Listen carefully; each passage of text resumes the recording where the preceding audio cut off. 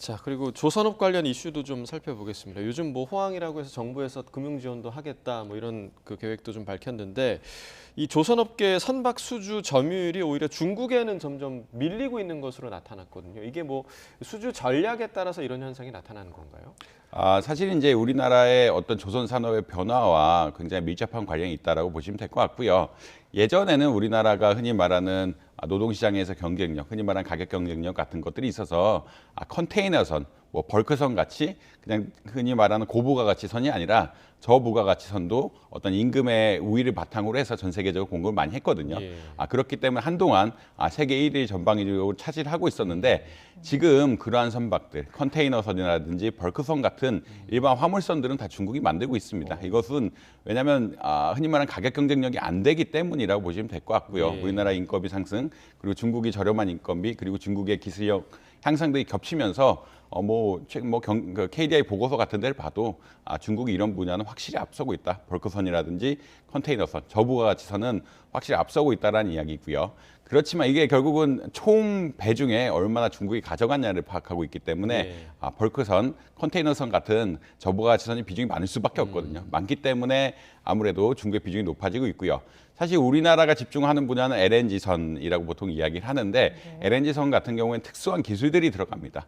그러니까 안에 도료라든지 설계라든지 이런 걸 통해서 굉장히 큰 LNG선을 전 세계에 왔다 갔다 할 수 있게 하는 이런 기술들이 필요한데 이런 고부가가치 선박에 집중을 하고 있고 하반기에 또 고부가가치 선박의 어떤 수주가 이미 결정이 돼 있기 때문에 이런 것을 바탕으로 한다면 좀 수치가 다르죠. 결국은 그 중국이 잘하는 분야하고 우리나라가 잘하는 분야가 좀 갈라져 있는데 중국이 우리나라가 잘하는 LNG선을 쫓아가려고 하고 있지만 아직까지 초격차 뭐 이런 것들 잘 유지하고 있으면서 결국은 이제 좀 분야가 다른 선박들을 만들고 있고 우리나라는 최근 LNG 수주선, LNG 발주가 굉장히 많은데 그것을 다 어떻게 보면 소화하기도 어려운 상황이다. 발주가 많은데 우리나라의 사실 그 전반적인 생산 시설 자체가 부족한 상황이라 지금 수요에 비해서 오히려 공급이 모자란 상황이라 약간 전략적으로 적절하게 어떻게 보면 수주를 하고 있는 상황이다라고 보시면 될 것 같습니다. 그러면 그 몇 척을 수주했느냐는 중국에 밀리고 있지만 수익성의 측면에서는 이게 순위가 바뀔 수도 있는 건가요? 수익성의 측면에서는 좀 다를 수도 있다라고 보고 있고요. 보통 LNG 선박 같은 것들은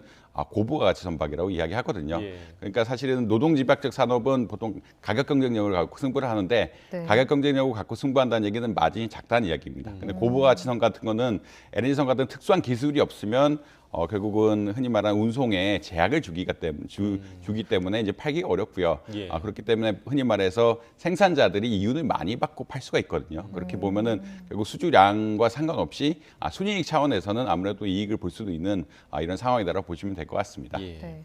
자, 정부가 조선업계에 전폭적인 지원 방침을 밝혔습니다. 장기적으로 봤을 때 개선 과제 어떤 게 있을 거라고 보십니까? 지금 뭐 세 가지가 보통 이야기가 나오고 네. 있는데 작금의 어떤 노동력 부족, 그러니까 흔히 말해 조선 산업이 한동안 10년 동안 불황이었기 때문에 예전에 일하시는 분들이 조선업을 많이 떠났거든요. 예. 네. 그렇게 당장 일할 사람이 없기 때문에 외국인 노동자를 받아야 된다, 그 쿼터를 늘려야 된다는 이야기들이 계속 나오고 있고요.